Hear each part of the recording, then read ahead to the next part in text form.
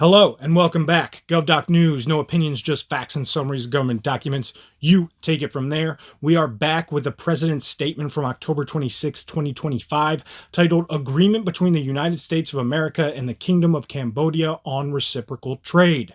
All right, so we have another trade deal coming out of the Southeast Asia sector, and this time from Cambodia. Check out the video on the Thailand agreement if you haven't already. This is kind of a part of the president's trip to Southeast Asia, basically. And this pretty much breaks down like the last one, but let's just see what's going on. Tariffs. There are specific lower tariff rates linked in the document in the description under the schedule, but generally speaking, the US and Cambodia both agree to specific lower tariffs on goods made in the respective countries. And Cambodia agrees not to cap how many US goods can come into Cambodia. Non-tariff barriers, some interesting ones here. Cambodia cannot use import licenses to block U.S. goods. If a U.S. product meets U.S. or international safety rules, Cambodia must accept it without further Cambodian testing.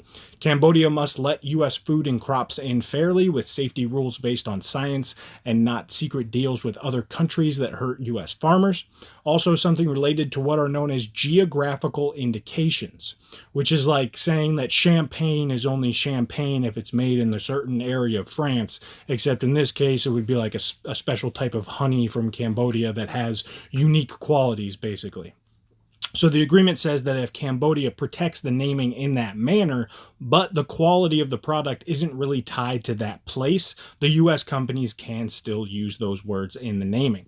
Cheese and meat names. Cambodia can no longer block U.S. cheese or meat just because it uses a common name like Parmesan or salami, which is pretty interesting. Cambodia must also strongly protect U.S. brands, inventions, music, movies, etc., while having police, courts, and border checks to stop fakes and piracy, especially online.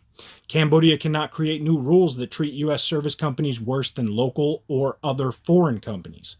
They must make laws clear, predictable, and open for public input. Cambodia must ban goods made with forced labor, protect basic worker rights, and punish companies that break the rules while committing not to weaken labor laws to attract foreign investment. They will also be required to have and enforce strong environmental laws, fixing pollution or practices that give them an unfair trade advantage. Within 5 years, Cambodia must use digital systems so that U.S. goods can clear customs faster and must be consistent and transparent in how goods are classified and taxed.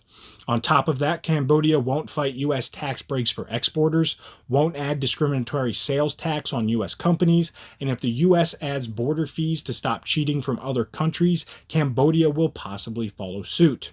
Online business and tech. No special taxes on U.S. tech companies, must allow free flow of data for businesses, work together on cybersecurity, and Cambodia cannot force U.S. companies to hand over secret code or tech to do business in Cambodia. Also, no taxes on digital downloads, and Cambodia will push for a global ban on taxing online content. Made in rules, which is interesting. Trade benefits will only go to real U.S. or Cambodian companies, not stuff made in China and just shipped through. So basically, if somebody buys something from China, imports it, slaps their country on it, like Cambodia, that's not going to apply. Either country can make rules to stop third-party countries from cheating the system. Security and fair play. If the U.S. blocks goods from another country like China for security reasons, Cambodia is committing to consider doing the same. Cambodia will help stop underpriced goods flooding the U.S. market, align with U.S. export controls on sensitive tech, avoid doing business with companies on U.S. blacklists, and share info on risky foreign investments currently in Cambodia. Cambodia will also stop illegal routing of goods to dodge U.S. taxes, and the U.S. can end this deal if Cambodia signs a new trade pact that ends up hurting the U.S. And finally, business and investment opportunities. Cambodia must let U.S. firms invest freely in mining, energy, telecom, infrastructure, etc. And U.S. government banks may help finance those big projects, while Cambodia will encourage its companies to build new factories in the United States. Cambodia's state companies must buy/sell based on price and quality, not favoritism, with no special subsidies to help them beat U.S. competitors. And there is a general outline of goods Cambodia has agreed to buy from the U.S., outlined in the Annex 3 of the linked document in the description. Changes to the agreement will require both sides to agree to them in writing writing. If one side breaks the rules, the other can review and act accordingly, while either side can cancel the deal with 6 months' notice. All right, there we go. Time out. Keep your mind open, do your own research, form your own opinion. Bye-bye.